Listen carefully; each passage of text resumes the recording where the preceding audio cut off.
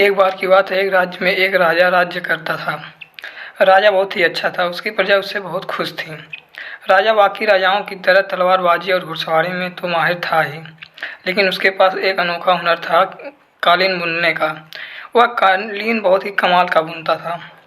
केवल उस राज्य में ही नहीं बल्कि पूरे देश में राजा के जैसे कालीन कोई भी नहीं बुनता था। राजा को अपने इस हुनर पर बहुत नाज था, लेकिन उसके मंत्री और दूसरे उसकी इस बात का बहुत मजाक उड़ाते थे। काम किसी राजा को शोभा नहीं देता था, इसलिए राजा ने कालीन बुनने का काम बंद कर दिया था और यह फैसला लिया था कि वो कभी भी कालीन नहीं बुनेगा।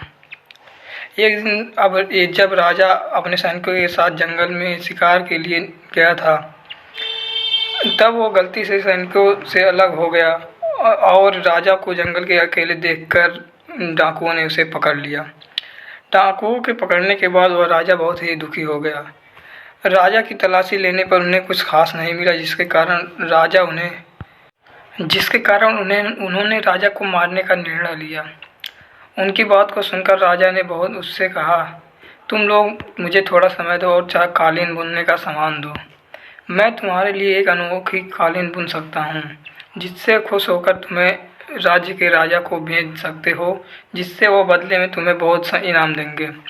इनाम का नाम सुनकर सारे डाकू खुश हो गए और उन्होंने राजा को कालीन बुनने के लिए सामान दिया।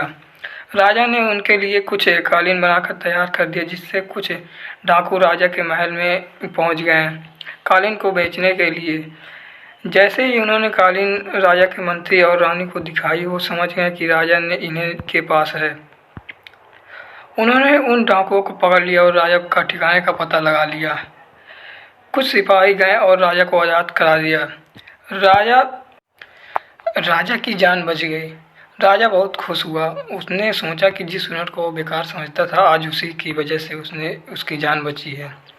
इस कहानी से सीख, कभी कभी हम दूसरे की बातों में आकर अपना हुनर बर्बाद कर देते हैं, जो कि बहुत कीमती होता है। काम कोई भी छोटा या बड़ा नहीं होता। यदि हम हर काम को पूरी मेहनत और ईमानदारी से करें तो हमें सफलता ज़रूर मिलती है। इसलिए हमें अपने हुनर को पहचानना चाहिए, और क्योंकि हमारा हुनर ही सबसे बड़ी ताकत है।